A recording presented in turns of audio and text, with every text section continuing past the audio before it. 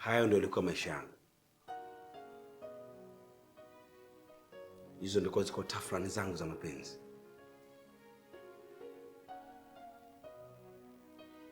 Na ndio maana nikakwambia kwamba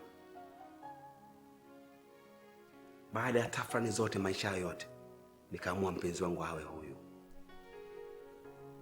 Muda wote nikimhitaji nampata. Ni pesa yangu tu dukani kwenda kununua. Unajua Chacha, mwanamke mwema, mwanamke bora, usitegemee kwamba unaweza kumpata sehemu yoyote popote pale muda wote ule, au usitegemee kwamba muonekano wa mwanamke ndio uhalisia wake. Mwanamke mwingine unaweza ukamwona she's beautiful, ana shape nzuri, anavaa vizuri sana, lakini ndani yake jalala. Kuna mwingine unaweza kumwona uso ana mapepe sana, lakini ukashangaa kaimuka mudu maisha ya ndoa. Mwanamke ni wewe tu kumwelimisha, kumrekebisha. Nadhani cha msingi hicho. Gaspar, wasichana wa siku hizi hawafundishiki. Wasichana wa siku hizi hawarekebiki hata kidogo. Na ndio maana nikakwambia there is no true love in Africa. There is no true love in Africa. Kabisa. Chacha. So you think that huko Europa, Amerika, Asia, whatever, ndio kuna wanawake ambao ni wanawake zaidi ya wanawake wetu Afrika? I don't think so. Chacha, mwanamke ni mwanamke.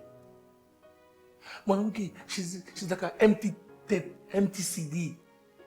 Wewe ndio unarekodi unavyotaka mle ndani. Baadaye ukaviangalia, ukaviona, ukavisikiliza. Mke wangu Mr. Kiki, mke wangu Mr. Giki, mke wangu hiki na hiki inaenda hivi. Na wewe vile vile unamwelewa mke wako kwamba muda gani ndio nyumbani kwangu, majukumu yangu na familia yangu, mke wangu yako vipi. Ndio maisha. Maneno yako kontu sana. Nakuelewa. Lakini mimi nilikuwa nafikiria jambo moja. Katika safari zetu hizi za kwenda nje ama safari zangu, nilikuwa nafikiria safari nikienda nijaribu kuchukua kidogo rangi nyingine, nichanganye rangi nyingine. Pengine nichukue hata mzungu. Pengine hao wenzetu wanajua nini maana ya love, nini maana ya kupenda. Wanajua nini maana ya kumuumiza mtu katika mapenzi. Na si hawa paswa vichwa. Hawa paswa vichwa hawana mapenzi hata kidogo. Unadhani ndio utakuwa tiba kwa hizo jeraha uzozipata za mapenzi? At least.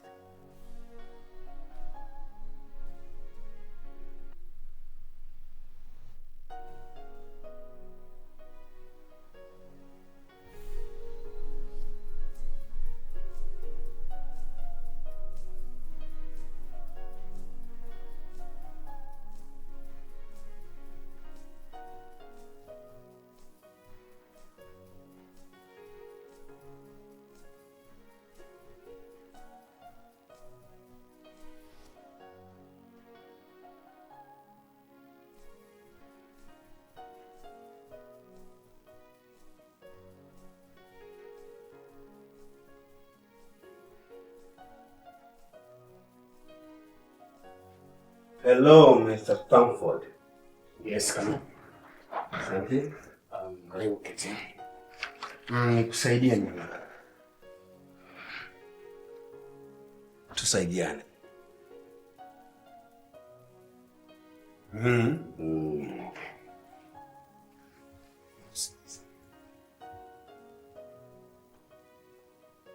Kwanza kabisa, hongera kwa kupata mtoto wa kiume. Asante. Asante. Lakini pia pole, maana nasikia mkeo alijifungua kwa operation. Wewe umejuaje?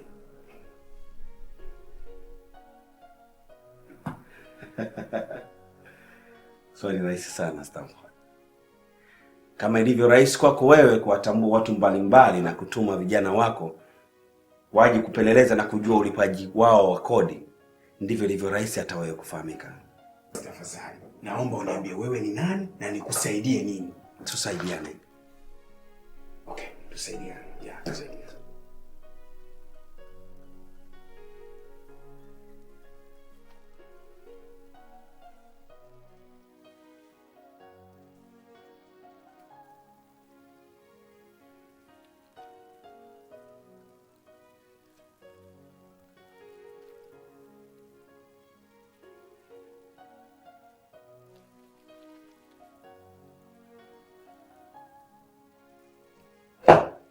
Faili hilo lina jina langu, lina jina ya kampuni yangu, account number,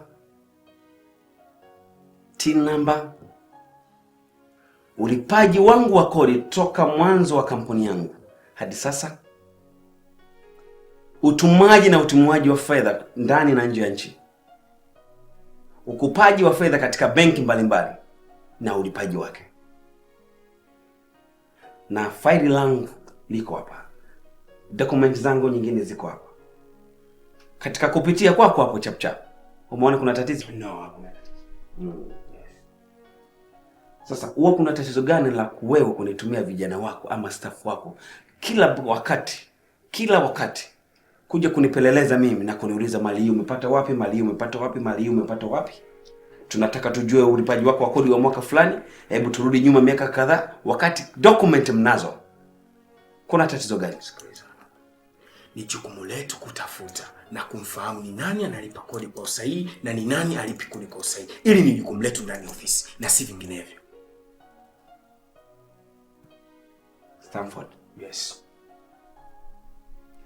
Nimekuuliza hiyo document. Umeona kuna tatizo? Umesema hakuna tatizo. Sasa huwa kuna tatizo gani la kila wakati kunitumia staff wako waje kuniuliza? Labda niseme hii ni kazi yetu sisi. Kwa hiyo lazima tuangalie nani analipa na nani halipi. Listen Stanford. Imekuwa ni kawaida yenu wale wazalendo wanaolipa kodi ndio mnaowanyanyasa sana na kuwasumbua, kuwataifisha, kuwalimbikizia kodi kubwa kuliko uwezo wao. Na wale nguli kwa kukwepa kodi mkiwafumbia macho eti hamuwaoni. Tendeni haki. Tendeni haki.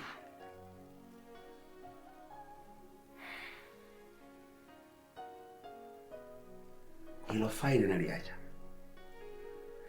Tafadhali kama utaona kuna tatizo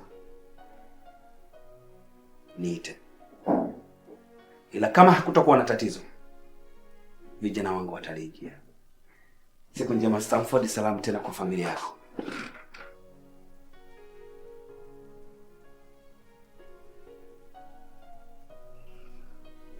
Samahani sana Mr. Chacha. Kwa kipindi hiki mambo yangu hayakuwa vizuri sana. Ndio maana nilishindwa kuingizia pesa kwenye account. Ila ninachokuomba cha pili, naomba unipatie mzigo mwingine. Ili nikipata pesa niweze kuchanganya na ile ya mwanzo. Si umeelewa? Mr. Chacha. Bilo.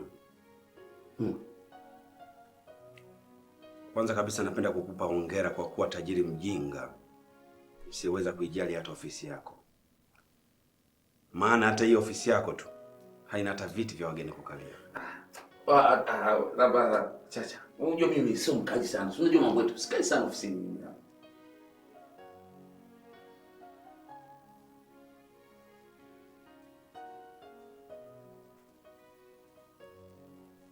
Bill. Tangu tufahamiane, nilishawahi kukudhulumu? Hapana. Nilishawahi kukuzungusha? Hapana. Nilishawahi kukucheleweshia mambo yako? Nakwambia Mr. Chacha, haija kutokea na hiyo. Ndio nakwambia hapana.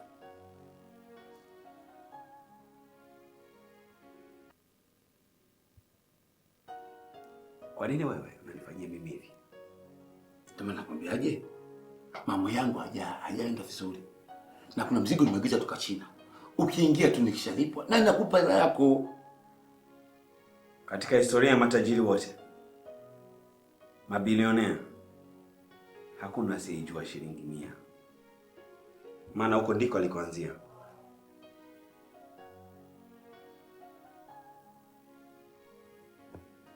Mimi sifanyi biashara haramu.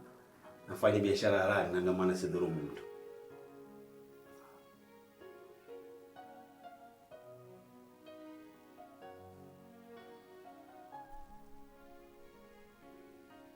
Ndani ya siku 2 nahitaji pesa zangu zote shilingi katika akaunti yangu. Mr. Chacha, yaani hiyo sio na shaka. Hii pesa ikiingia tu, mimi nakulipa. Kwani kuna shida gani?